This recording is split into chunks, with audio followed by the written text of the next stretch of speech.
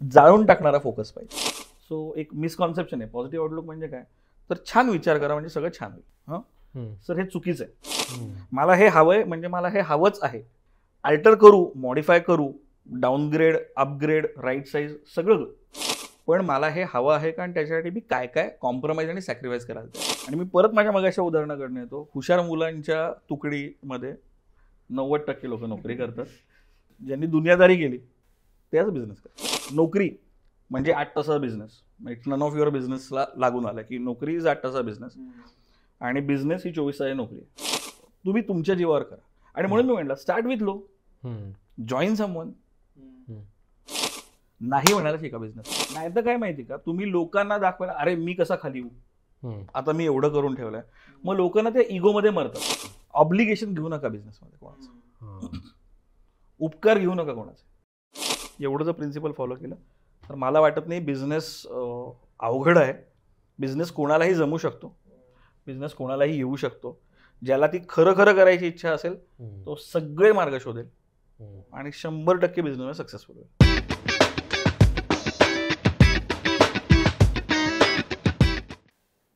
Business, entrepreneur, धंदा आणि नोकरी. अरे हे नोकरी करतात ना, हे नोकरीवाले थोडंसं जरा सेकंड क्लास सिटीजनचा जो फील येतो ना.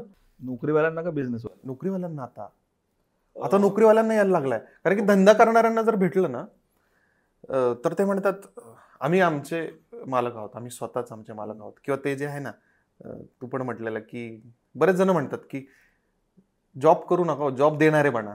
ते जे अर्धवट मोटिवेशन, ते बऱ्याच शाळांमध्ये पण हे सुरुवातीपासून सांगितलं गेलं. म्हणजे गंमत म्हणून सांगायचं तर आपल्या शाळेच्या भिंतींवर लिहिलं होतं की मी जॉब करणारा नाही, देणारा होणार.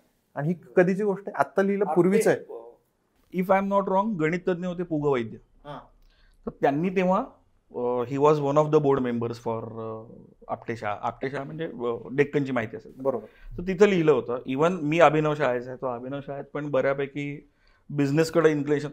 उलटं मी सांगतो, म्हणजे जे माझ्या पिढीत जास्त होतं, me again I am not old, I mean 40s, पण जे मी ओव्हरऑल बघितलं ना की आमच्या इथं फक्त जी हुशार मुलांची तुकडी होती ना त्या सगळ्यांनी नोकरी केली.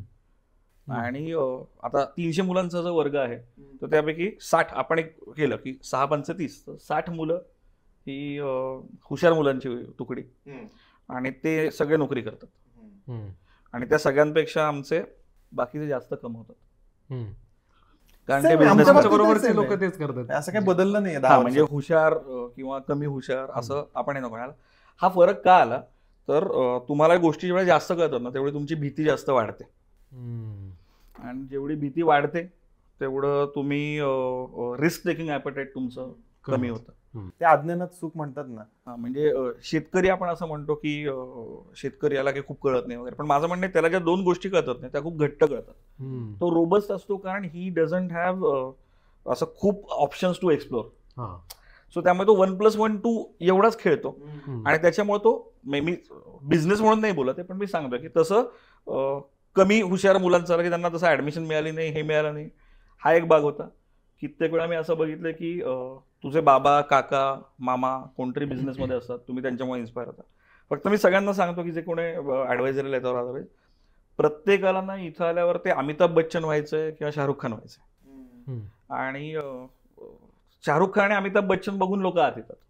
सो जो मग असा आपला विषय आला की फ्रस्ट्रेशन येतं लोकांना किंवा लोकांना टेन्शन वाटतं, प्रॉब्लेम वाटतं. सो तिथं ना तुम्ही you should have a bigger M.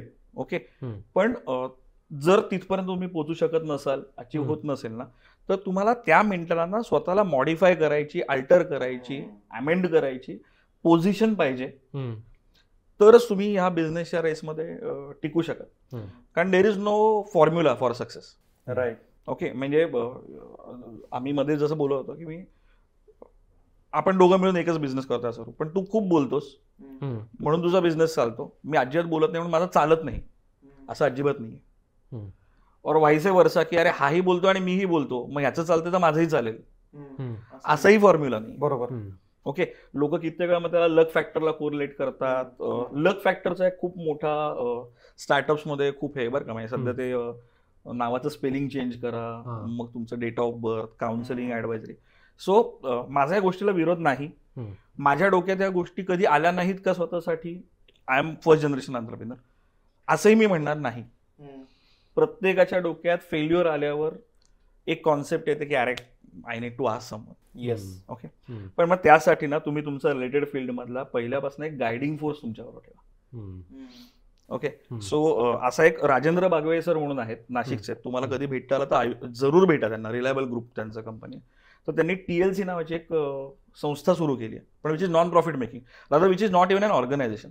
वेगवेगळे इंजिनियर्स एकत्र येतात. They have got around 1000 members plus all over Maharashtra. Okay. आणि त्यात असं आहे की प्रॉफिटसाठी काम नाही करायचं आहे. 10 इंजिनियरचा ग्रुप एकत्र येतो, क्लस्टर एकत्र येतो, आणि मी तुला सांगतो की अरे तुझ्या बिझनेसमध्ये चुकते बरं का, मी ही चूक केली होती, तू ही करू नकोस. त्यांच्या अनुभवातून ते सांगतात सगळे. सो आपण जर हा ॲटिट्यूड सोडला की म्हणजे पुढच्या स्टेज मागचा शहाणा, हा ॲटिट्यूड घ्यायला पाहिजे. काही लोकांचा ॲटिट्यूड असा असतो की मला स्टेज आणि तरी मी शहाणा. सो हा ॲटिट्यूड जर सोडला तर तुम्हाला इथं असा जो ग्रुप तुमच्यावर असेल, त्यांचं दर क्वार्टरला ऑडिट होतं, त्यांची मंथली मीट होते. सो जिथं ना तुम्ही आपण असं म्हणू की म्हणजे बिझनेसमध्ये असं खूप आपण असं म्हणतो ग्लोरिफाय केलं जातं, खूप पैसा आहे, खूप हे, तर ते नाही असं मी म्हणणार नाही, पण not everyone is that happy. That also you need to understand. लोक ना किती वेळा ते चमकतंय, छान दिसतंय, हा की अरे तो त्याचं बघ कसलं चाललंय माहिती. आणि असं मी बघितलंय की अरे त्याची परवा 800 होती, त्याची मर्सिडीज आहे. आणि ह्याच याच्यातनं बिझनेस सुरू होत आहेत. म्हणजे मागचे 5-6 वर्ष जे आपण बघतोय ना की यांचं चहाचं दुकान चाललंय, किंवा यांचं काहीतरी सुरू आहे, म्हणून मग त्यात हेवी वर्ड नाही हा की मार्केट रिसर्च करून मग सुरू करा किंवा काहीतरी अनालिसिस करा, तुमचा प्लॅन, मग तो फायनान्शियल प्लॅन, तुमचा बिझनेस प्लॅन हे करून असं न करता ह्याचं सुरू आहे ना मग मी करतो. यातनं बरेच बिझनेस सुरू झालेत. हे अलीकडच्या काळात जरा जास्त दिसतंय. आणि आमच्या वयातल्या मुलांना प्रत्येकाला आता बिझनेस करा वाटतो, if I am not wrong. म्हणजे मला कोणत्या तरी एका एजला पोहोचल्यानंतर मला बिझनेस करायचा आहे. तो का करायचा आहे याचं सगळ्यांकडे उत्तर असेलच असं नाही, पण मला करायचं आहे. हे जे फॅड आलंय ना, तर मग त्यातनंही म्हणजे फाउंडेशन स्टोनच चुकतं कधी कधी. माझं म्हणणं आहे की आपण थोडंसं प्राचीन काळात जाऊ. भारत हा मुळात बार्टर एक्सचेंज मधला, बार्टर सिस्टीम मधला पार्ट होता. भारत नाही, अख्खं जग असेल कदाचित, पण मला भारताबद्दल स्पेसिफिकली जे माहिती त्याबद्दल मी सांगतो. सो मुळात आपल्याकडे सगळे बिझनेसमॅनच होते. म्हणजे एखाद्या माणसाला जर शिक्षण घ्यायचं असेल तो गुरुजींच्या घरचं सगळं काम करून द्यायचा आणि तो म्हणायचा माझ्या मुलांना तुम्हाला शिक्षणाला पाठवतो, किंवा तुम्हाला तुमची चप्पल दुरुस्त करून द्यायची, पण मी शेतकरी आहे तर मी तुला थोडं धान्य द्यायचो आणि मी तुझ्याकडनं चप्पल दुरुस्त करून घ्यायचो. मी हे एक्झाम्पल सांगतोय. सो आपण बार्टर एक्सचेंज मधले आहोत. त्यामुळे जर आता कोणाला वाटत असेल की मला धंदा करायचा तर मला अजिबात त्यात चूक वाटत नाही. चूक नाहीच आहे, पण तुम्ही चुकीच्या वेळेस, चुकीच्या पद्धतीने, चुकीच्या लोकांमुळे इन्स्पायर होऊन जर सुरू केलं तर तुमचा कदाचित एंट्री आणि एक्झिट पॉईंट एकच असेल. मी चुकीच्या विषयावर अभ्यास सुरू केला तर मी जिथं आज चाललोय तीच वेळ आहे जिथं माझी बाहेरची वेळ ठरली आहे. मग काही लोकांसाठी 2 महिने लागतील, काही लोकांसाठी वर्ष लागेल, काही लोकांसाठी 5 वर्ष लागतील. मुळात वन हॅज टू अंडरस्टँड की तुमचं ॲपेटाईट आणि ॲप्टिट्यूड कसं आहे, तुम्ही किती रिस्क घेऊ शकता, तुम्हाला घरनं सपोर्ट सिस्टीम काय. सो घरची सपोर्ट सिस्टीम म्हणजे बऱ्याच वेळा असं असतं की घरच्यांचा विरोध असेल, घरचे फेवरमध्ये असेल. इमोशन्स कटायला ठेवू आपण, कारण emotions can be handled, finance cannot be. Right. So if you are the only child, तुझ्यावर अख्ख्या घरच्यांची जबाबदारी आहे, घरच्यांची परिस्थिती बेताची आहे, आणि किंवा मग तुला बहिणी आहेत, भाऊ आहेत, तुला लग्न लावाय, या सगळ्या परिस्थितीचा ना अभ्यास करून आपल्याला जी रिस्क पचेल. ओके. सो कॅल्क्युलेटेड रिस्क मी हा शब्द म्हणून वापरला. सो कॅल्क्युलेटेड सगळ्याच गोष्टी महत्त्वाचा रोल प्ले करतात तुमच्या निर्णयात या बिझनेस सुरू करताना. हेच सगळ्यात महत्वाचं असतं. नाही तर मी म्हटलं जसं एंट्री आणि एक्झिट पॉईंट एक, म्हणजे मी असे काही लोक बघितलेत आणि एक सर्टन अनुभव घेतो. 40 नंतर 50 नंतर मी एक अनुभव घेईन गाठीला आणि मग मी बिझनेसमॅन. तोपर्यंत ना अनफॉर्च्युनेटली तुम्हाला दर 1 तारखेला सॅलरी मिळते. अनफॉर्च्युनेटली तुम्हाला, अनफॉर्च्युनेटली, कारण तुम्हाला बिझनेसमध्ये घ्यायचं आहे ना कधी. सो दर 1 तारखेला सॅलरी मिळते. तुम्ही तुमची लाईफस्टाईल तशी उंचावून ठेवता. आणि असं नाही होऊ शकत की पाण्यात पडायचं आणि पोहायचं नाही. माझ्याकडे पैसे आहेत तर मी खर्च करणार, ते पैसे खर्च होणार. So you cannot blame that अरे तुला माहिती आहे तुला बिझनेस मध्ये तू सेव्ह का नाही केला, असं नाही होऊ शकत. कारण हळूहळू आपण माणसाचं स्टँडर्ड वाढवायला घेतो. ओके. बरोबर. आणि 40-45 तुम्हाला ऐन मोसमला तुम्हाला आता असं वाटतं अरे नाही आता आय नीड टू स्टॉप. हुशार पद्धत अशी पण आहे, मी आता बघितलं त्याप्रमाणे लोक 1 वर्षाचं सेव्हिंग करायला ठेवतात आणि म्हणतात वर्षभर काही नाही चाललं तरी आय कॅन सस्टेन. त्यातल्या कित्येक लोकांना मी 6 महिन्यात परत नोकरी करताना बघितलं. आणि असंच एक उदाहरण माझ्या ओळखीत आहे. माझा मित्र आहे, त्याने वर्षभर गॅप घेतला, IT कंपनीत होता. त्याची बायको आणि त्यांनी एक पुस्तकवाले म्हणून सुरू केला एक व्हेंचर. तो आता कदाचित व्हिडिओ बघेल. सो मला त्याचं ते खूप आवडलं. त्याने वर्षभर ब्रेक घेतला. त्यानंतर त्यांनी पुस्तकवाले नावाची कॉन्सेप्ट सुरू केली. पुस्तकं ती बुक्स ऑन व्हील सारखी ती कॉन्सेप्ट होती आणि ते सोसायटीमध्ये जायचे आणि पुस्तकं विक्रीस उपलब्ध करून द्यायचे आणि क्युरेटेड बुक्स. आणि त्याची जी ग्रोथ ना ती मी बघितली मागच्या 1-2 वर्षात. छान ग्रोथ झाली, त्यांना छान अवॉर्ड्स मिळाले आणि आता तो पुन्हा IT त्याने जॉईन केलंय, if I am not wrong. पण त्याने जॉईन यासाठी नाही केले की ते चालत नाही. त्याने तो त्याचा व्यवसाय, तो बिझनेस तो व्यवस्थित सेट केला. आता त्याची बायको तो छान सांभाळते. तिला आत्ताच काल परवा एक अवॉर्ड पण मिळाला. सो काय अशी पण उदाहरणं आहेत. अशी उदाहरणं पण I am very happy for him, पण अशी उदाहरणं कमी. ओके.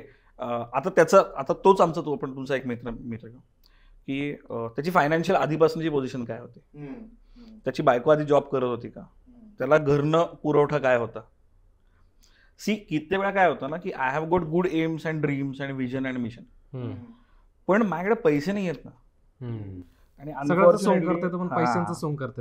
म्हणजे मी असं खूप छान वाक्य ऐकलं की जिथं पैसा लागतो ना तिथं पैसाच लागतो. तिथं तुमच्या भावना खांद्यावर हटून अरे तू कर रे मी आहे त्याचा काहीही उपयोग होत नाही. कारण मला पुढच्या महिन्यात EMI भरायचा आहे और मला गाडीत पेट्रोल भरायचं, EMI सोडा. सो गाडीत पेट्रोल भरायला तुम्हाला एक वेळ मी गाडी देईन, जा माझी गाडी वापर, पण मी तुला पेट्रोल पण द्यायचं. मग नंतर भावना काय लागते ना, हा माझ्या पैशावर चेंज करतोय का. म्हणजे असं म्हणतात की इनिशियल आपण पूर्वीपासून आपल्याकडे बघत आलोय, पण त्याला आता आमच्याकडे प्रायव्हेट इक्विटीमध्ये वगैरे असं बूट स्ट्रॅपिंग, क्राऊड फंडिंग असे खूप चांगले चांगले शब्द आहेत इनिशियल बिझनेसला फायनान्स करायला. पण हे जेव्हा मी आत्या काका मामाकडनं पैसे घेतो आणि मी ट्रिपला जातो, त्यांचं असतं अरे की माझ्या पैशावर ट्रिपला गेलाय का. इंस्टाग्राम स्टोरी बघितल्यावरती होतं ना मग ते that can pull you back.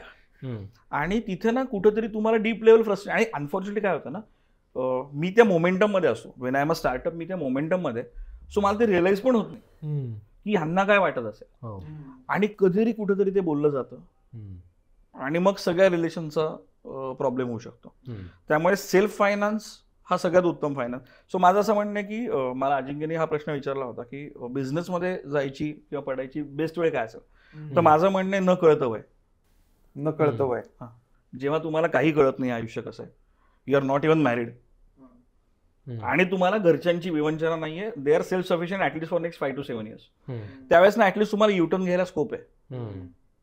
माझं लग्न झालं नाही, बायका मुलं नाही, घराची जबाबदारी नाही, EMI नाही, मी पुढचे 3 वर्ष 1 रुपये कमवला नाही तरी मी माझं बेसिक भागवलं तरी खूप आहे. म्हणजे महिना 10,000 रुपये एवढे तर कोणीही कमवू शकतं.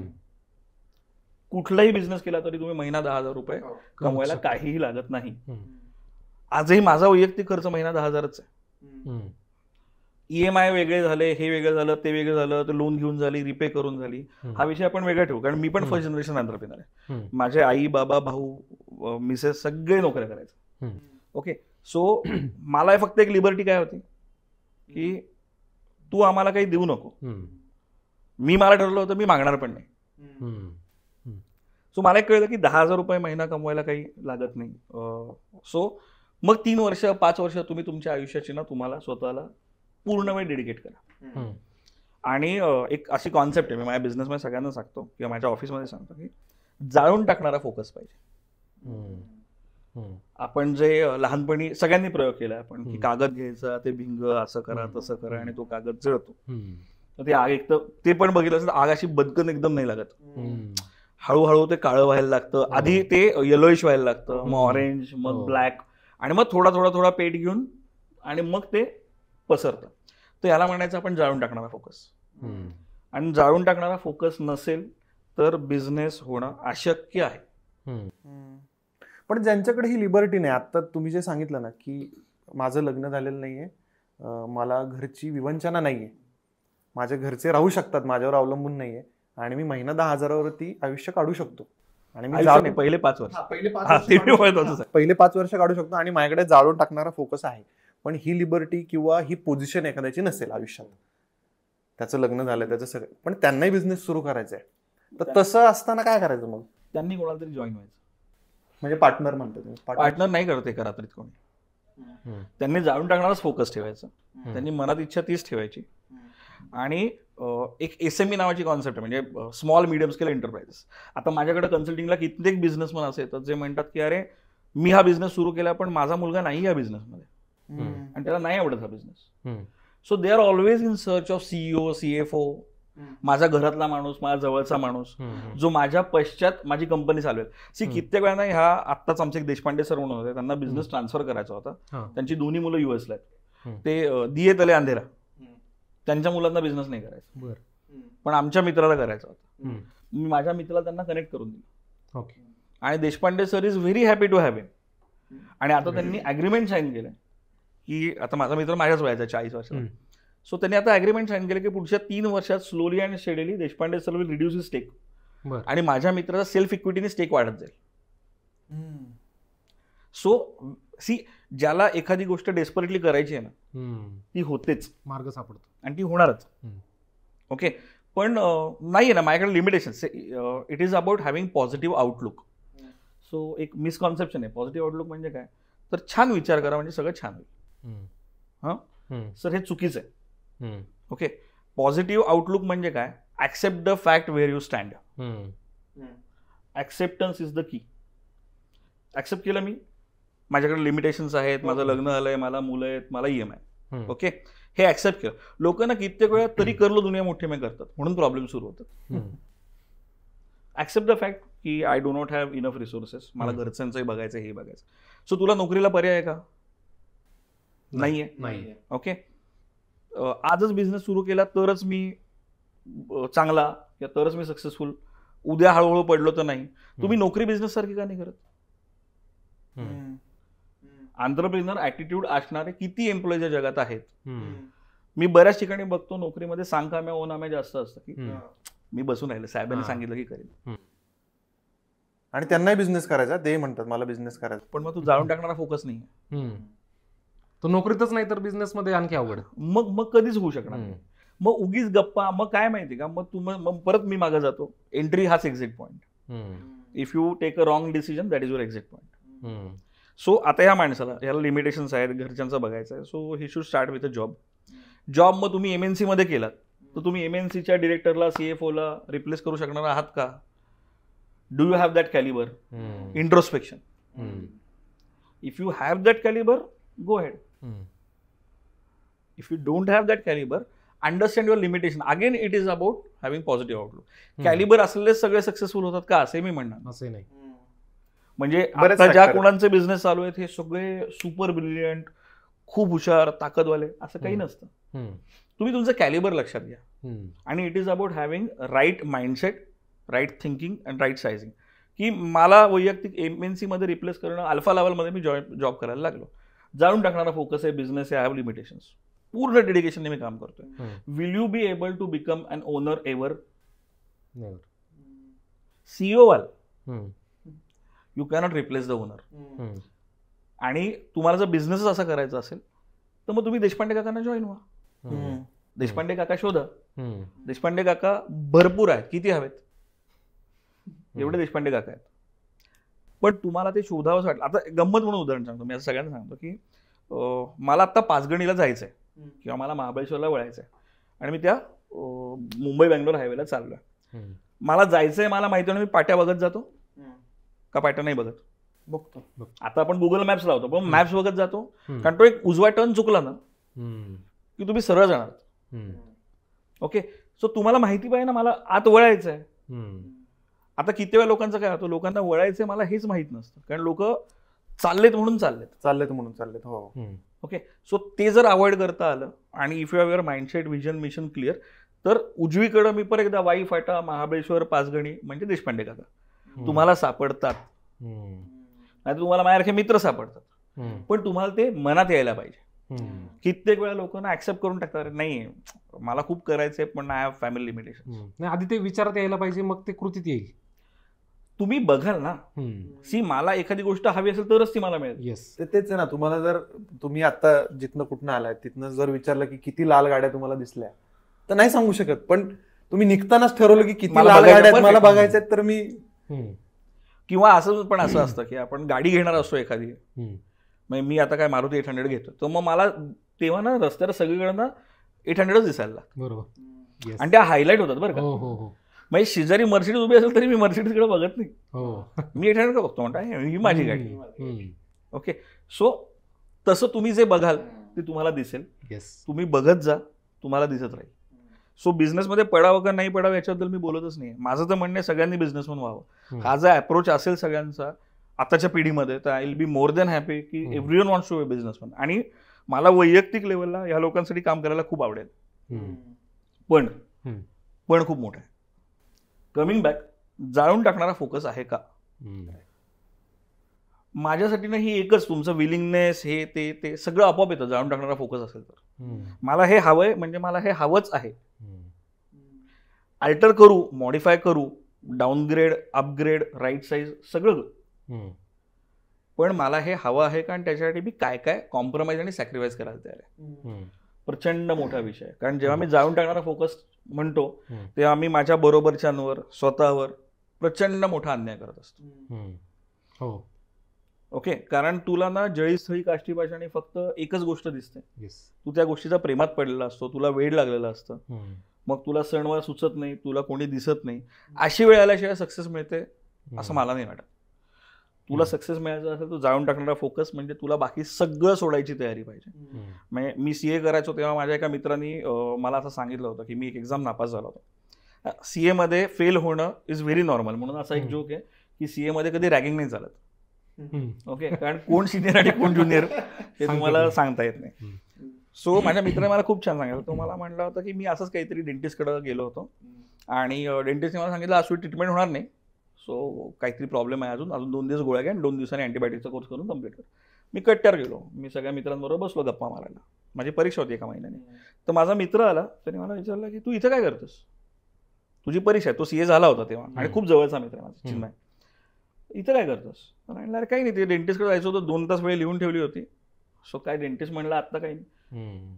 तो म्हणला तुझ्या आयुष्यात ना आता अभ्यास आणि इतर या 2च गोष्टी पाहिजे, आणि इतरला तू 1% द्यायचास, 99% तू अभ्यासाला द्यायचा.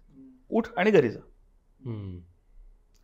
सो जाळून टाकणारा फोकस पण असा आत्ममायात होता असं नाही. तो झाला होता, तो त्यावेळेस पटकन बोलून गेला. पण तेव्हा मला कळलं की जेव्हा मी बिझनेसमध्ये आलो तेव्हा बिझनेस आणि इतर, आणि today 15 years down the line पण माझं असंच आहे. म्हणजे मी एकही मिनिट वाया घालवू शकत नाही, माझी घालवायची इच्छा नाही. याच्यामुळं फॅमिलीवर अन्याय होऊ शकतो का, किंवा आपल्या बरोबरच्यांवर हे होतं. पण आता माझी बायको पण ची आहे, so she knows what I am doing and why I am doing. जर माझ्या पूर्ण फॅमिली पाठीमागे नोकरी केली होती आणि मी जर बिझनेस स्वप्न बघितलंय, so I need to take this to such an extend that माझ्या मुलांना नोकरी करायची इच्छा राहणार नाही किंवा राहावी किंवा काय, हा त्यांचा विषय. पण I need to give them an option की अरे आपण एवढं करून ठेवलंय, तुला पाहिजे तो बिझनेस कर, बिझनेस कुठलाही कर, पण जाळून टाकणारा फोकस आण. आणि ते मला म्हटलं की you need to lead by an example. ते मुलांचा विषय निघाला ना, मला एक किस्सा, काल एकांना भेटलो मी, आमचे पाहुणे आहेत ते. तर ग्रॅज्युएशन झालं त्यांचं आणि त्यांचा बिझनेस आहे स्वतःचा. एक 7-8 वर्ष झाले असतील किंवा 5-6 वर्ष झालेत. पुण्याजवळ एक त्यांचं मॅन्युफॅक्चरिंग आहे ज्याच्यात ते मेडिकल आणि टॅबलेट्स आणि हे सगळं मॅन्युफॅक्चर करतात, आणि सिप्ला, अबॉट अशा चांगल्या चांगल्या कंपनीज त्यांच्या वेंडर म्हणून ते काम करतात. ते काल मला भेटले आणि हे मी म्हटलं ना, ते 2nd क्लास सिटीजनचा फील जो मला काल आला की मी नोकरी करतो आणि ते बिझनेस, ते चांगल्याने सांगत होते. ते मला म्हणे अरे पलाश काय ना, मी आत्ता जे करतोय ना, त्यांना 2 मुली आहेत, म्हणून मला हे सांगा वाटतं, त्यांना 2 मुली आहेत. आणि खूप भारी बोलले ते. ते म्हणे मी अजून काय 20 वर्ष 25 वर्ष काम करेल, त्यानंतर मी मुलींना सांगून ठेवले तुम्हाला हे सगळं बघायचंय, तुम्ही शाळेत कमी मार्क पडले तरी चालतील, तुम्हाला हे बघायचंय, पण तुम्ही काय करा ना, तुम्ही काय म्हणतात दुनियादारी शिका. त्याने अजून एक शब्द वापरला, दुनियादारी शिका. तुम्ही छान स्वयंपाक कसा करायचा शिका, तुम्ही बँकेत जाऊन काम कसं करायचं ते शिका, फॉर्म कसा भरायचा ते शिका, आणि हे सगळं सांभाळा. ते मला एवढं भारी वाटलं. आणि त्यानंतर ते मला म्हणे की मी जिथपर्यंत आणून ठेवलंय ना 20 वर्षानंतर, तिथून पुढे त्या घेऊन जाणार आहेत. आणि 20 वर्षानंतर तू म्हणण्यापेक्षा जे कोणी जॉब करणार आहेत, नोकरी करणार आहेत, ते जेव्हा रिटायर होतील ना, म्हणजे मी जर सीईओ म्हणून रिटायर झालो तर माझा मुलगा सीईओ म्हणून सुरू नाही करणार आहे, करू पण नाही शकत. बरं. आणि मला ते भारी वाटलं. ते म्हणे अरे हो, त्यांना माहित नव्हतं मी काय करतोय किंवा, आणि मला असं झालं अरे यार उद्या ह्याच विषयावर मी आता बोलणार आहे. सो ह्यांचंही तुम्ही जर आता बघितलं ना, तर आता मला आवडलं काय की दुनियादारी शिका. ओके. आणि मी परत माझ्या मगाच्या उदाहरणाकडनं येतो. हुशार मुलांच्या तुकडीमध्ये 90% लोक नोकरी करतात. बाकी ज्यांनी दुनियादारी केली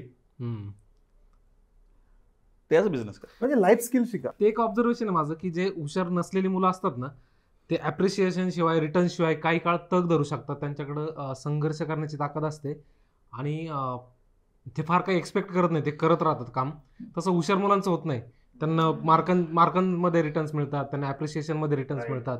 मग ते त्यांना हे संघर्ष पॅकेज मिळतं. येस, चांगलं ऑब्झर्वेशन आहे.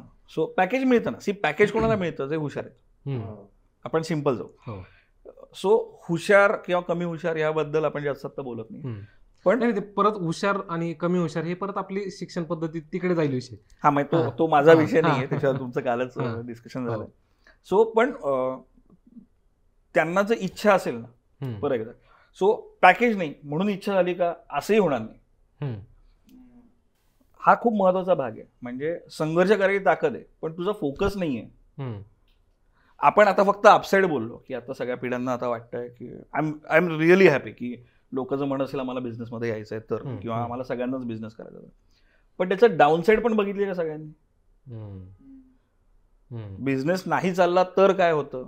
पण त्याची कारणं पण वेगवेगळी आहेत बिझनेसमध्ये यायची. आपण त्याच्यावरही बोलू. म्हणजे काहींना मला राजासारखं राहायचंय, मला फ्रीडम हवाय, पण ही कारणं जरा चुकीचीच आहेत ना तशी, किंवा मिसकन्सेप्शनच आहे ना हे खूप मोठं मिसकन्सेप्शन. कारण पहिले 10 वर्ष तुम्हाला स्लेव्ह सारखं राहायला लागतं. म्हणजे मी जेव्हा काम सुरू केलं तेव्हा मीच माझ्या इथं झाडू मारायचो, मीच पाणी भरून ठेवायचो, मीच स्लीव्स फोल्ड करून अनफोल्ड करून बसायचो आणि मग क्लायंटला अटेंड करायचो.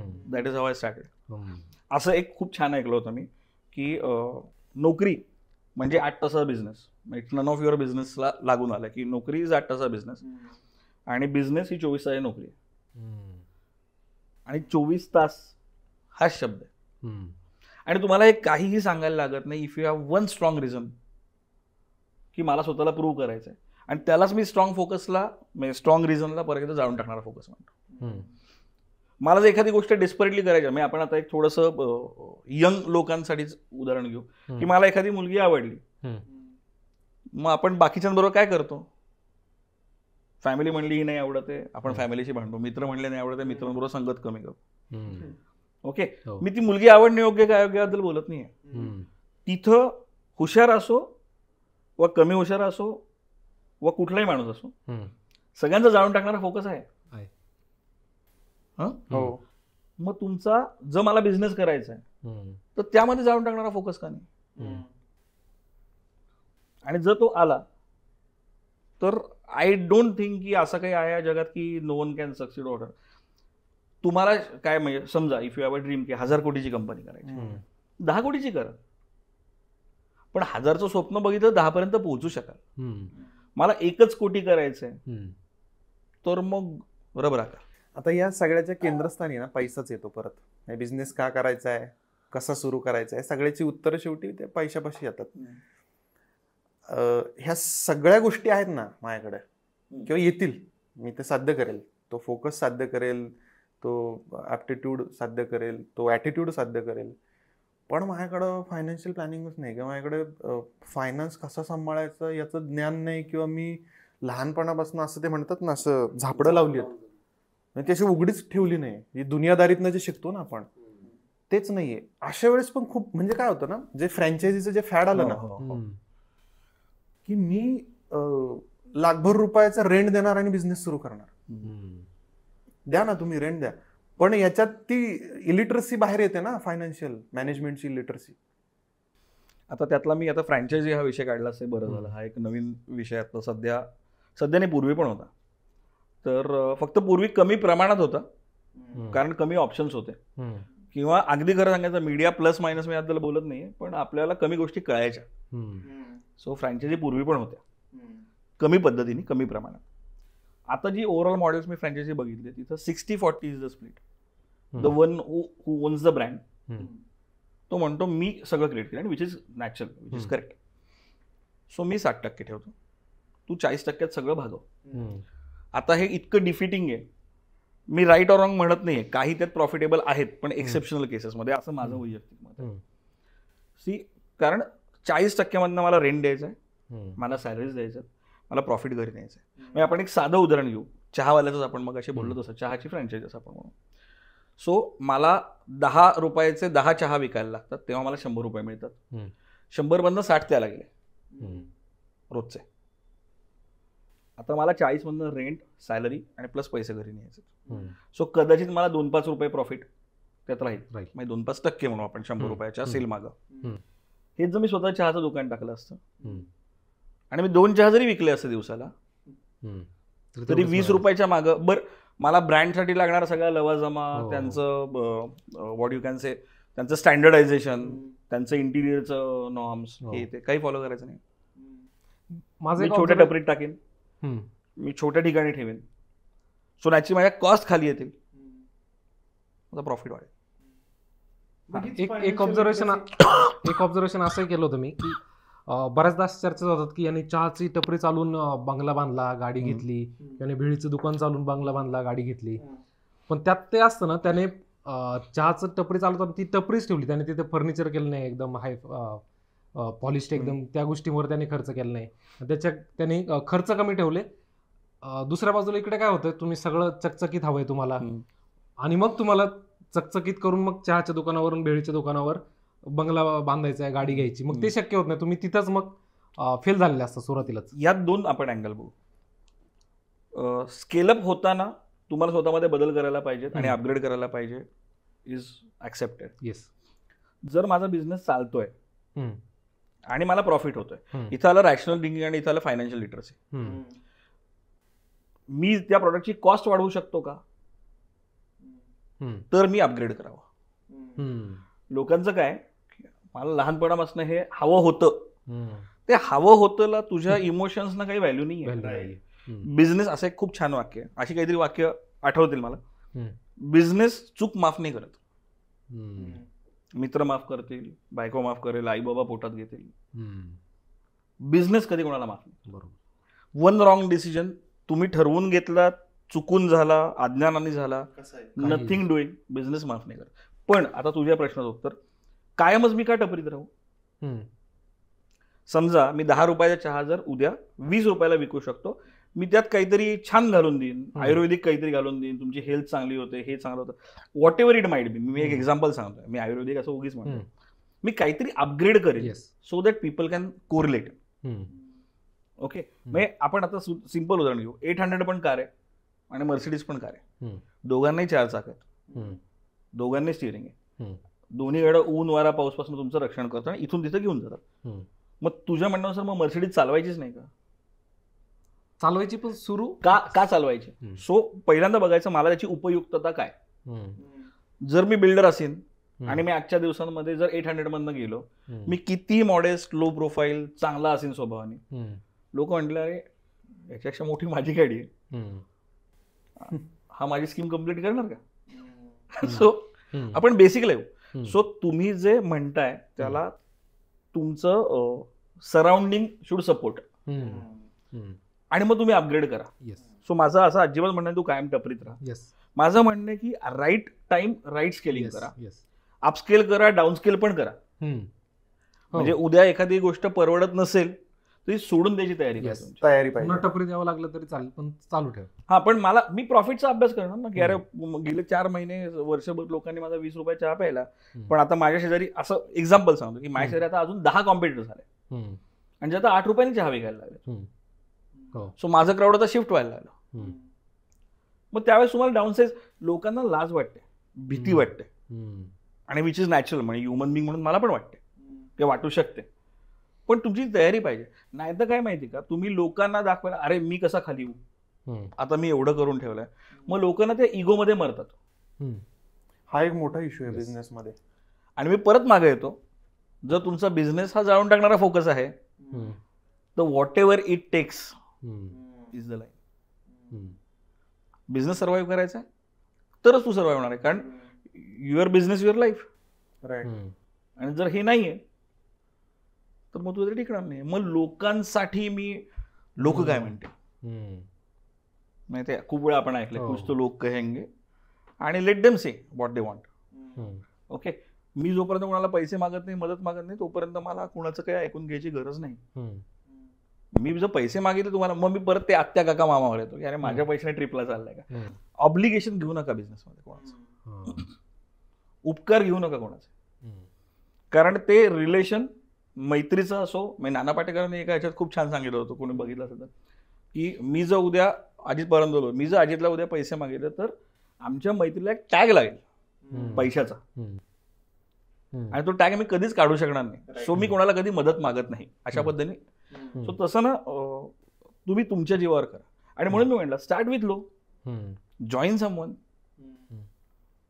तुमचा परफॉर्मन्स असा ठेवा की म्हणजे कोळशाच्या खाणीतनं हिरा दिसतो तसं, एवढं सिम्पल आहे. तुमच्या जीवावरती करा यावरनं मला अगदीच असा एकदम परीक्षेतला प्रश्न तयार झाला डोक्यात. मला त्याची अशी 21 अपेक्षित उत्तरं अपेक्षित आहे थोडीशी, की फायनान्स कसा उभा करायचा, म्हणजे स्वतःच्या जीवावर उभा करायचा, पण कसा, किंवा अजूनही काही मार्ग आहेत का? कारण सगळं येतं तिथेच ना, म्हणजे सुरू करायचं म्हणजे पैसा. आता आपण परत सिम्पल येऊ की फायनान्स कसा उभा करायचा. सगळ्यात पहिल्यांदा तुम्ही काय स्टेजचा बिझनेस करताय आणि काय क्वालिटीचा बिझनेस करताय. इनिशियल फेजमध्ये लिंड अँड थिन असं आमच्याकडे म्हणतात, की जेवढं तुमचं आउटफ्लो कमी असेल तेवढं तुम्ही जास्त इंटॅक्ट राहा. सो पहिली गोष्ट, पैसे कशासाठी लागतात. फायनान्स कसा उभा करायच्याच्या आधी मी येतो, फायनान्स का हवाय याच्यावर खूप जास्त डोकेफोड व्हायला पाहिजे.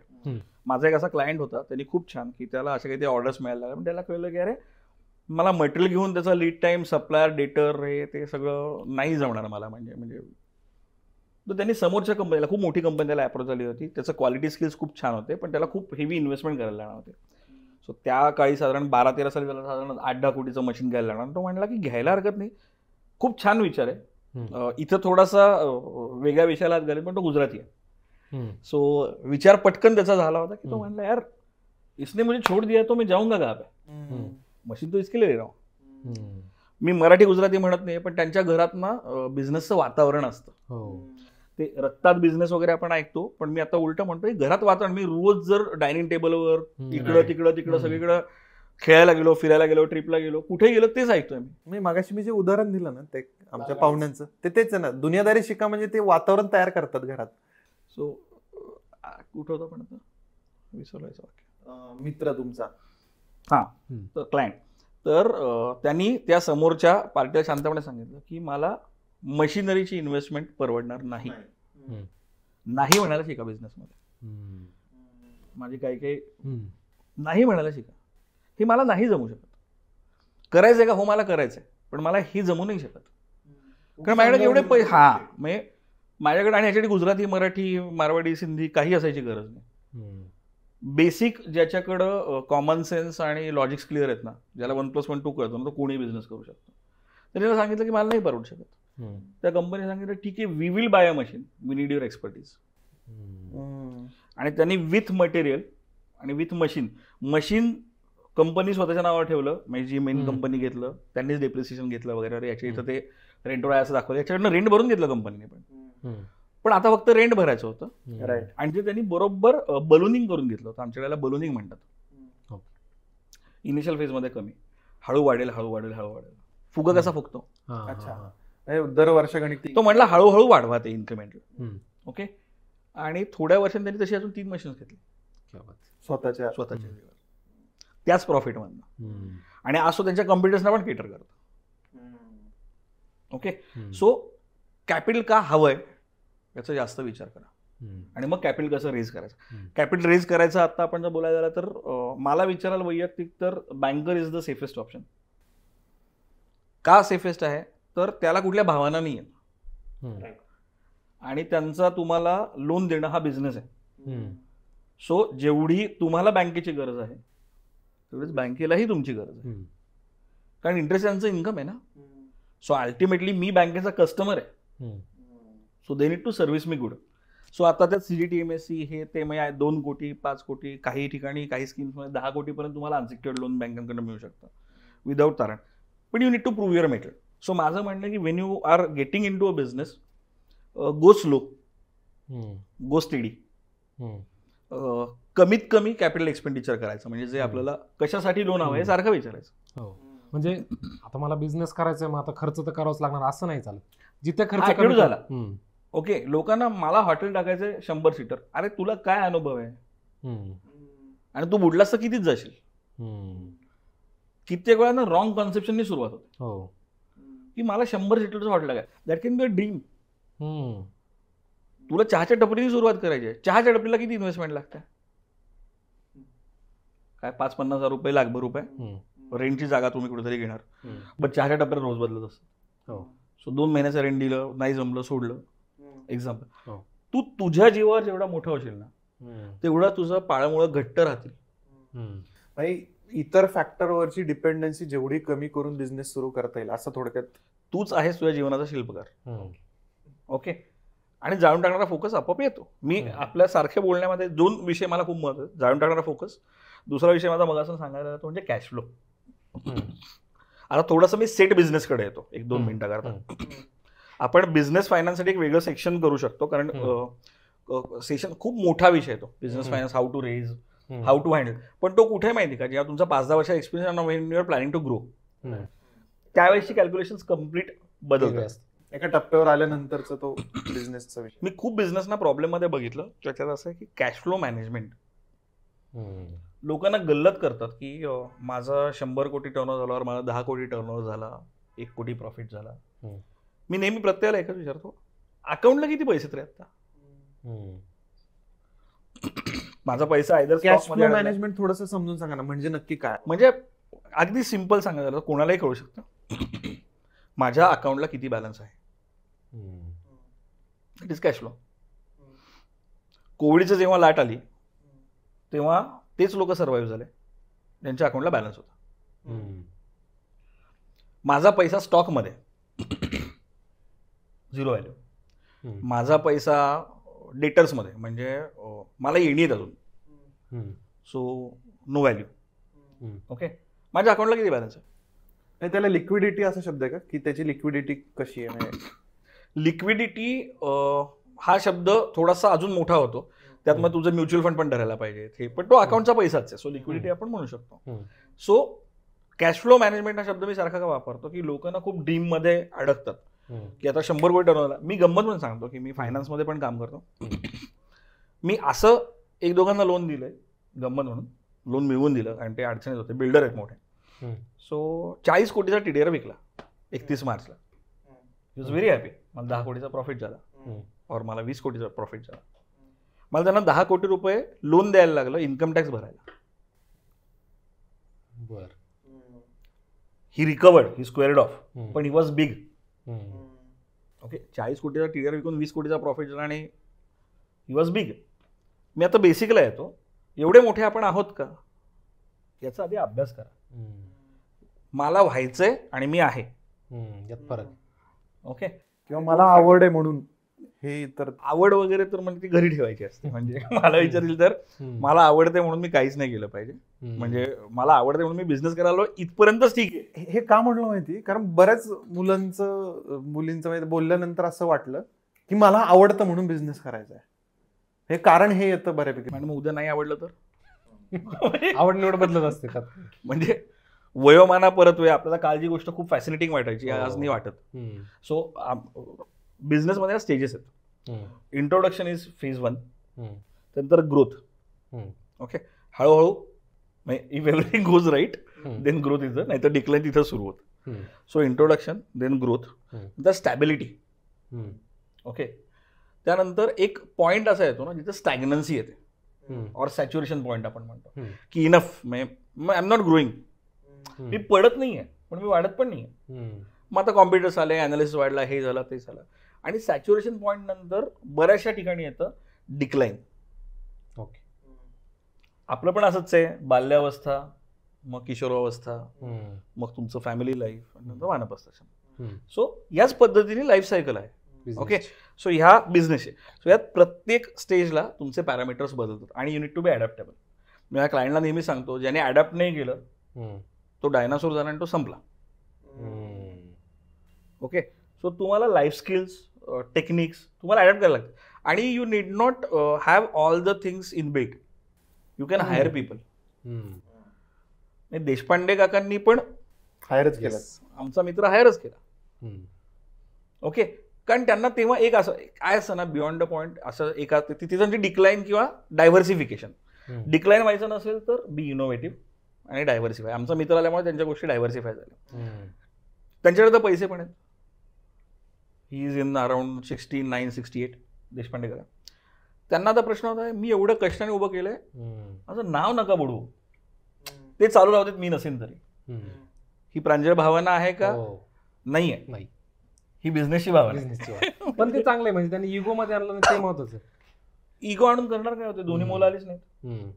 पण आता बिझनेस तर बुडणार आहे. सी, इगो म्हणजे काय माहिती का, आपण एकदम सिम्पल होऊ. Either it can go in continuation और इट कॅन स्टॉप. तुला काय आवडेल? कंटिन्युएशन. हा इगोच आहे की त्यांनी कंटिन्यू केलं. मी उलट म्हणतो की अरे बंद कसं होऊ शकतं माझं. ओके, पण आता त्यावेळेस ते अडॅप्ट व्हायला तयार नव्हते. अरे मी असं कोणाच्या हातात सत्ता नाही. म्हटलं सत्ता कुठे देताय तुम्ही? हे परिवर्तन आहे, हे सासू सुनेचं नातं आहे. Let him step in. मी त्यांना म्हटलं सर तसंही बंद होणार आहे की नाही, त्याला पर्याय नाही म्हटलं मग गिव्ह हिम अ चान्स. मग त्यांनी 5 वर्ष नोकरी केली. आजही नोकरीच करतो, पण हळूहळू त्यांनी त्याला शेअर ऑफ प्रॉफिट द्यायला सुरुवात केली. आणि मग शेअर ऑफ प्रॉफिट मधनं तो कंपनी विकत घेतला. ओके, सो ह्या पद्धतीचं परिवर्तन तुम्हाला तुमच्या आणायला लागेल. If you are not adaptable you will vanish one fine day. जे मी डायनासोरचं सारखं सगळ्यांना सांगतो की अडॅप्ट करा, अडॅप्ट व्हायलाच लागेल. आणि तुमच्या जर ती कपॅसिटी नसेल तर मग तुम्ही बिझनेस करू शकत नाही. बिझनेस सुरू करण्याआधी काय रिसर्च करायला हवा, काय असायला हवा याच्यावर बोललो. पण बिझनेस सुरू करताना एक्झिट प्लॅनची गरज आहे का किंवा असावा का? देशपांडे काका म्हणजे परत कुठल्या वयात त्याचा विचार करायचा इज व्हेरी इम्पॉर्टंट. म्हणजे आता मी काही बिझनेस बघतो, आता जे आता टेक्नोसॅव्ही बिझनेस आहेत, म्हणजे तुमचे ॲप्स वाले आहेत, हे आहेत. आता आमच्या एका मित्रांनी मध्ये 1-2 वेगळी चांगली व्हेंचर्स करून इंडिया मार्टला ती विकली. ओके, सो जिथं IT आणि ITS रिलेटेड आहे, जिथं तुमचं इन्व्हेस्टमेंट इन हार्डकोर असेट्स कमी आहे आणि जे टेक्नॉलॉजी ड्रिव्हन आहे, सो तिथे लोकांनी लगेच एक्झिटचा विचार करणं योग्य. रादर उलट म्हणतो मी, ते विकण्यासाठीच तयार केलेलं प्रॉडक्ट आहे. म्हणजे ती कंपनी त्याच्यासाठी प्रॉडक्ट होतं, कमॉडिटी होती. आणि त्यानंतर कंपनी सांगतो त्यांनी एक कंपनीचं डील झालं इंडिया मार्ट बरोबर, त्यानंतर त्यांनी तशा 3 कंपन्या केल्या. बरं, सो आज तो मिलियनेअर आहे, त्याला ती कॉन्सेप्ट आणि आयडिया कळली. पण सगळ्यांचं विकलं जातं का? नाही.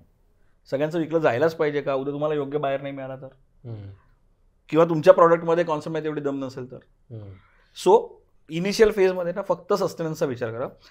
If you ask me frankly, post 50s okay, you need to think about second line और you need to think about exit route. Exit route कसा होणार ना, म्हणजे तू बंद कर, तू आज म्हणला आजपासून मी बिझनेस नाही करत, झाली एक्झिट. असं नाही आहे ना. तुझ्याकडे माणसं आहेत, तू समाजाला देणं लागतोस, तुझे कस्टमर्स आहेत, तुझे सप्लायर्स आहेत जे तुझ्यावर डिपेंडंट आहेत. एक बिझनेस SME क्लासवाला माणूस कमीत कमी 50 ते 100 लोकांची निगडीत असतो, जिथून कुठून तरी डायरेक्टली इनडायरेक्टली तो त्यांना अन्न वस्त्र पुरवठा करत असतो. निवारा नाही म्हणणार मी. ओके, सो समाजाचं पण आपण देणं लागतो. सो ती बांधिलकी पण तुम्हाला. सो एक्झिट अशी एक्झिट नाही. सो म्हणून म्हटलं second generation, second line planning तुमचा आहे तो स्टाफमध्ये कोणी केपेबल आहे का, कोणी माणूस हायर करता येणार आहे का. ट्रान्सफरवर जास्त विचार करावा than going for direct exit. कारण डायरेक्ट एक्झिटमध्ये काय, मग इतके वर्ष केलं ते सगळं एका रात्रीत संपलं. आणि मी तुम्हाला गंमत सांगतो, एक्झिटवाल्यांसाठी मी स्पेशली सांगतो की there is always a buyer. आमच्या त्या मित्राचं नाव आदित्य आहे. सो प्रत्येक देशपांडे काकांसाठी एक आदित्य तयार आहे. बरं, देशपांडे काकांनी डोळे उघडे ठेवून बघायला लागेल. कारण ती लिगसी ट्रान्सफर तर होऊ शकते ना कोणाला तरी. माझ्या मुलांनी नाही केलं, माझ्या मुलांनी माझाच बिझनेस करावा हे कंपल्शन अत्यंत चुकीचं आहे. त्यांना त्यांचं लायकिंग. सी तो माणूस वेगळा आहे, बरोबर, त्याची पर्सनॅलिटी वेगळी. बरोबर. कदाचित जी रिस्क टेकिंग ॲपेटाईट माझी त्याची नसेल, कदाचित तो माझ्याशी जास्त रिस्क टेकिंगवाला असेल, पण त्यांनी माझाच बिझनेस करावा आणि माझ्याच पद्धतीने करावा हे विचार करणं अत्यंत चुकीचं आहे. पण म्हणून माझा बिझनेस बंदच पडावा का, ही मला चुकीचं वाटतं. सो याच्यासाठी तुम्ही काय करू शकता, सो तुम्ही कुठंतरी अँगल असा घ्या की जिथं लोकांना त्याचा फायदा होईल, तुमचं पण कुठेतरी लिगसी राहील. कारण देशपांडे काकांनी सांगितलं की कंपनीचं नाव नाही बदलायचं शेवटपर्यंत, फॉर विच माझा मित्र रेडी होता, काहीच प्रॉब्लेम नाही. तो म्हटलं काका तुमच्यामुळेच मिळालं, तुमचं नाव राहिलं तर I will be more than happy, कारण लिगसी कंटिन्यू होते ना.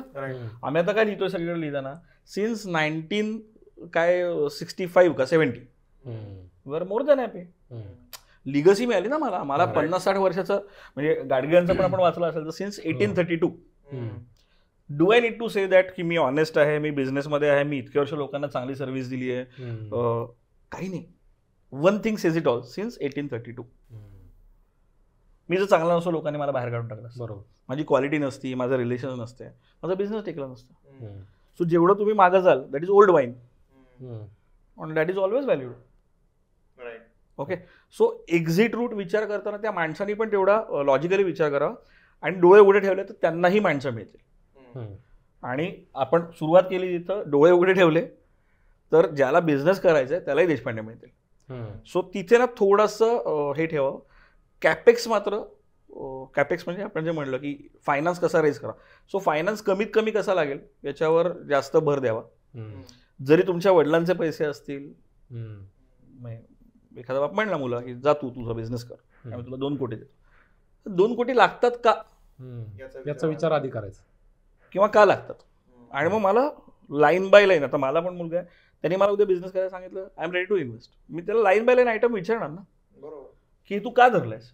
आणि किती वेळ काय असतं ना, एखादी कॉन्सेप्ट तुझ्या डोक्यात आणि तुला बिझनेस करायचा ना, मी तुला क्रॉस क्वेश्चन केलं ना, किती वेळ तू तळ्यावर येतोस, कारण ना तू you are in love. So तू म्हणणार हे छानच आहे आणि हे होणारच आहे, हाच त्याच्यापेक्षा भारी काहीच नाही. असं सगळ्यांचं होतं. मला पण, मी पण आत आलो तेव्हा असं होतं. इव्हेंच्युअली मार खाऊन शिकलो. एक सगळ्यात माझा मुद्दा राहिला ना, फेल्युअर्स ना घाबरू नका. फेल्युअर येणार, failure is part and parcel.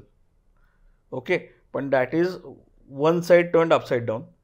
So ते नाण्याचं आहे ना छापा काटा, ते तसं आहे. फेल्युअर 100% येणार आणि ते यायलाच पाहिजेत. त्यातनं तुमचा बेस आणि कोर एवढा स्ट्रॉंग होतो की यू कॅन फाईट एनिथिंग. कुठलाही बिझनेसमन घ्या, त्याच्या आयुष्यात एक डाऊनसाईडची फेज आलेली आहे. एकही बिझनेस मला असा मिळणार नाही जो कायम असा गेलाय. कुठंतरी काहीतरी आलं, काहीतरी झालं, त्यावेळेस ना घाबरू नका, कॅल्क्युलेटेड रिस्क घ्या. त्या कॅल्क्युलेटेड रिस्कला खूप अंडरलाईन. तर कॅल्क्युलेटेड रिस्कवरनं मला विचारायचं आहे, तो जो ताळेबंद असतो ना दर महिन्याचा, दर दिवसाचा, तर त्या ताळेबंदाकडे लक्ष जात नाही बिझनेस करताना, असं मी ऑब्झर्व केलंय किंवा मी ऐकलंय. जोपर्यंत काही बिघडत नाही जोपर्यंत काही बिघडत नाही, म्हणजे काहीतरी खरंच घडलंय, बिघडलंय, मग मी बॅकट्रॅक करतो की अरे इथे खर्च झाला, अरे याला हायर केलं, अरे इथे जास्त एक्सपेन्स, अरे हे झालं ते झालं. तो जो कॉन्स्टंट चेक ठेवून आहे ना, बिझनेस नुकताच सुरू केला. म्हणजे माझी काय, छोटा कॅफे आहे माझा, माझ्याकडे 6 लोक कामाला आहेत. मग त्यात वेटर, जो ऍक्च्युअल शेफ, एक अकाउंटंट आणि मी स्वतः, मीही करतोय, सगळं झालंय. पण मी ताळेबंदच ठेवत नाही. माझं भागतंय ना, दर महिन्याला रेंट जातोय, पगार जातोय आणि थोडेफार माझ्या खिशात पण येत आहे. तर तो कॉन्स्टंट जो चेक ठेवणे ते होत नाही बऱ्याच वेळेला. आणि काहीतरी घडतं आणि मग ठपकन सगळं म्हणजे गाशाच गुंडाळावा लागतो. मग अशा वेळेस तो जो ॲटिट्यूड आणि हे ते, म्हणजे ह्या सगळ्या गोष्टी त्याच्याकडे आहेत, त्यांनी चालवलंय, पण तो कॉन्स्टंट चेक न, तो कसा ठेवायचा, किंवा तो ते काय पहिल्यापासून अंगात आपल्या पाहिजे की नाही नाही. मी एक शब्द मगाशी वापरला की माझ्या बोलण्यात 2 गोष्टी सारख्या येतात ज्या रोज येतात, कॅश फ्लो आणि जाळून टाकणारा फोकस. कॅश फ्लो हा विषय आपण बोललो. सो कॅश फ्लो म्हणजे काय, तुम्हाला सगळ्यात पहिला तुमचं व्हिजन आणि मिशन स्टेटमेंट फ्रीज करायला पाहिजे बिझनेससाठी. लोकांना हेच माहित नाही व्हिजन काय असतं आणि मिशन काय असतं. What is vision? So vision मला लांब दिसतं, ते एवढं सिम्पल आहे. म्हणजे 5 years down the line, 10 years down the line, when I want to retire, मला काय दिसतं, मला कंपनी एवढ्या मोठी करायची आहे, एवढ्या लेवलला जायचं आहे. So that is my vision. Vision accomplish करायला जे मी स्टेप बाय स्टेप अप्रोच करतो त्याला मिशन स्टेटमेंट म्हणायचं. म्हणजे उद्या मला 100 कोटीची कंपनी करायची असेल तर पुढच्या वर्षी माझा किती टर्नओव्हर आहे, किंवा आम्ही याला किती वेळा रिव्हर्स मेकॅनिझमनी वर्कआउट करतो. तू रिटायर कधी होणार आहेस, पहिला प्रश्न. 30 वर्षांनी एक्झाम्पल, 30 वर्षांनी रिटायर 100 हवं आहे. मग त्याच्या आदल्या 5 वर्षांमध्ये तुझा कमीत कमी 75 कोटी टर्नओव्हर पाहिजे, मग तुझा 50 पाहिजे, मग हे पाहिजे. मग हे सगळं करून बघायचं आज किती पाहिजे. That defines your mission. फक्त रिव्हर्स मेकॅनिझमनी केलं तर काय होतं की एंड रिझल्ट अचीव्ह होण्यासाठी आपण हे सगळं करतोय. मी जर उगीच आता म्हणलं हायपोथेटिकल मला ह्या वर्षी 1 कोटी ते करायचं, का 1 कोटी करायचं, तरी 100 होणार आहे कसा, का तुला 20 करायला पाहिजे, याचा अभ्यास व्हायला पाहिजे. आता मी तुझ्या प्रश्नाकडे परत येतो. हे ठरवून एलॅबोरेशन होतं. विजन आणि मिशन फ्रीज असेल आणि रोज कॅश फ्लो बघितला तर हा प्रॉब्लेम येतच नाही. मी आजही मी आता रिअल एस्टेटमध्ये इन्व्हेस्ट करतोय, केलंय, मी आता 1-2 हे करतोय, मी आता माझं काहीतरी कन्सल्टिंगची प्रॅक्टिस आहे, हे सगळं असूनही मी रोज माझ्या कॅश फ्लोवर 1 तास बसतो. तो कॉन्स्टंट चेक ठेवतो. रोज 1 तास मी देतो. मी रोज 1 तास स्वतःला देतो. मी तेव्हा कोणाशीही बोलत नाही माझ्या ऑफिसमध्ये. लोकांना सांगितलं असतं की माझ्या आता कोणी आलं, कोणी काही झालं, 1 तास मला डिस्टर्ब नाही करायचं. मी 1 तास रोज कॅश फ्लोवर बसतो.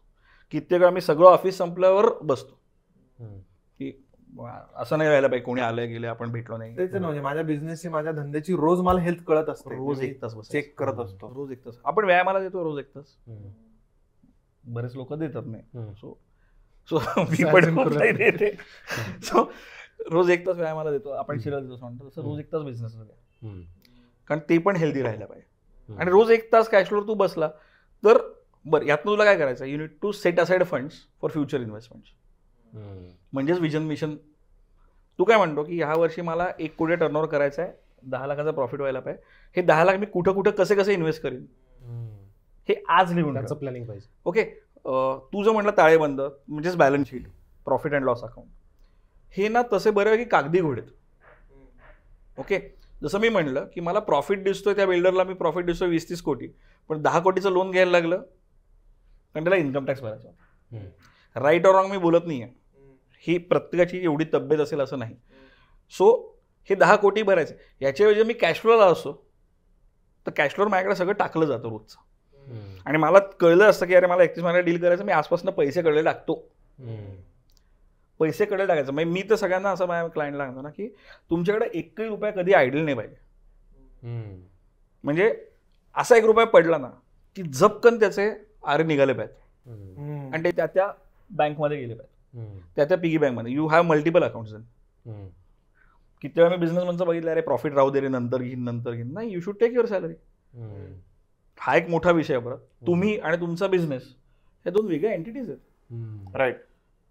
Entity can continue, I will not continue, I will perish one day. Business म्हणून तुम्हाला एक शाप आहे की तुम्हाला पेन्शन नाही आहे. प्रॉफिट झाला तर टॅक्स द्यायला लागतो, पण लॉस झाला तर कोणीच बेअर करायला येत नाही. सो तुम्हाला तुमचे डाऊनफॉल, डाऊनसाईडसाठी पण पैसे तयार करायला पाहिजे. याच्यासाठी कॅश फ्लो पाहिजे. आणि म्हणून मी ताळेबंदापेक्षा मी म्हणतो कॅश फ्लो. तू त्याला लिक्विडिटी म्हणला, मी त्याला कॅश फ्लो. कॅश फ्लो माझा रोजचा मला माहिती पाहिजे की उद्या मला 2 रुपये आले तर त्या 2 रुपयांना माझा काय 10% TDS जाईल, म्हणजे काय 20 पैसे TDS गेला, 1 रुपया 80 पैसे राहिले. मग 1 रुपया 80 पैसे मी कसे वापरणार आहे. आणि even today you will find माझ्याकडे 1 रुपया आला तरी तो दुसऱ्या मिनिटाला संपलेला असतो. आणि I am always starving for funds, कारण त्याशिवाय बिझनेस होणार नाही. म्हणतात संपले 180, ते पैसे संपले तर पुढचे. So you'll grow. सो पैसे आयडल पडणं, हा मी तुझं किती फंड्स कर ना तू, की तुझं 1 रुपया 80 पैसे आले त्याचे 4 तुकडे असतील की अरे 20 पैसे सप्लायर्सना जातील जे पाठीमागचे राहिलेत, 10 रुपये इन्व्हेस्टमेंटला जातील, एवढे मी रिझर्व्ह फंडला ठेवेन. सो तू ह्याच्यात जर रोज बसलास ना तुला हा प्रॉब्लेम येत नाही. अचानक ठप्प होऊन सगळं, कारण लोकांना फ्युचरची गॅरंटी खूप वाटते. लोकांना असं वाटतं की अरे हा काय होत नाही. कोविड नंतर पण मी आता म्हणजे I have taken a back personally. मला असं कळलं की देर इज नो टुमॉरो या पद्धतीने काम केलं पाहिजे. मी आधी करायचो पण आता मी वाढलोय. कारण जेव्हा 3 महिने मला घरी बसायला लागलं तेव्हा मला त्याची जाणीव झाली की अरे बॉस हे खरंच जर असं झालं तर what is that I have. बरं मी म्हणतो मला रेंटल इन्कम आहे, रेंटल बंद आहे. मग मला त्यावेळेस म्हणून मी बँकेत किती पैसे हा शब्द का वापरला. म्युच्युअल फंड मार्केट बोंबलं होतं. बँकेतले पैसे, FDतले पैसे, एवढ्याच गोष्टी मला इंटरेस्ट रिटर्न देत होत्या. त्यांनी कमी केले रसदबंधने गेली माझी. So now again everyone is relaxed या मिनिटाला की पीपल से छान झालं की परत कोविड येणार नाही कशावरून. आता ते काहीतरी चायनामध्ये परत न्यूमोनियाचं काहीतरी नवीन चाललेलं आहे. नाही न्यूमोनियाचं आता चाललंच आहे ना, लहान मुलांची हेल्थ रिस्क मध्ये आहे, हॉस्पिटल्स फुल आहेत. कशावर ना कोविड पार्ट 2 नाहीये आणि कशावर तुमच्यापर्यंत हिट करणार नाहीये. सो त्यासाठी तुमच्याकडे लिक्विडिटी काय आहे लास्ट मिनिट जगायला. आणि म्हणून मी सारखं म्हणतो की तुझ्या अकाउंटला किती पैसे आहेत आणि तुझा जाळून टाकणारा फोकस आहे. या 2 गोष्टी इंटॅक्ट ठेवल्या तर बाकी सगळं आपोआप होतं. कॉमन सेन्स हा असतोच सगळ्यांकडे, तो फक्त तुम्हाला एक्सप्लोअर करायला लागेल. लॉजिक बेसिक सगळ्यांकडे असो. सो बिझनेस हे रॉकेट सायन्स नाही. चिकटून बसलो, घट्ट राहिलो आणि हे सगळी कारणं द्यायची. If you want to do something really desperately, 1 reason is good enough. म्हणून मी ते मगाशी अगदी सुरुवातीला लग्नावर नेलं होतं की एखादी मुलगी यावेळी लग्न करायला ठरलं की आपला जाळून टाकणारा फोकस नॅचरली येतो. तसं बिझनेसमध्ये आला तर हे बाकीचे प्रश्न येणार नाहीत. मग त्यावेळेस माझा मित्र मजा करतायत, ते ट्रिपला गेले. असं झालं ना की माझे मित्र IT मध्ये होते, याच्यावर त्याच्यावर ते use to earn more than me. पण आज तीच लोक आमच्याकडे फ्लॅट घ्यायला येतात. So things have changed. Okay, पण अदरवाईज जर तू बघितलंस तर त्याचा उपयोग होणार नाही. पण मधली फेज आहे ना बिझनेसची, ती खूप विचित्र आहे की nothing is moving, things are as is. मी पडत पण नाही, मी चढत पण नाही. सो तिथं फ्रस्ट्रेशन येतं आणि ते फ्रस्ट्रेशन हँडल करायला तुम्हाला तुमच्या वेगवेगळ्या वेम्स, visions, mission, employee focus, communication या सगळ्यावर बघायला लागतं. फक्त मी एक वाक्य खूप छान हे ऐकलं होतं की डिप्रेशन येईल, प्रॉब्लेम येईल. मगाशी मी म्हणलं फेल्युअर, तर ते माझं स्टेटस पण आहे आणि व्हॉट्सॲपचं. So no matter how you feel, no matter how you feel, just wake up, get up, dress up and always show up आणि अँड नेवर गिव्ह अप. हे जर बिझनेसमध्ये तुम्ही ठेवलं, मला आज चांगलं नाही वाटत आहे, मला आज डिप्रेसिंग वाटतं, ऑप्शनच नाही. No matter how you feel, त्या नो मॅटर हाऊ यू फीलला आणि नेव्हर गिव्ह अपला प्रचंड महत्व आहे. उठा आणि पळा. एवढं जर प्रिन्सिपल फॉलो केलं तर मला वाटत नाही बिझनेस अवघड आहे. बिझनेस कोणालाही जमू शकतो, बिझनेस कोणालाही येऊ शकतो. ज्याला ती खरं खरं करायची इच्छा असेल तो सगळे मार्ग शोधेल आणि 100% बिझनेस सक्सेसफुल होईल. No doubt.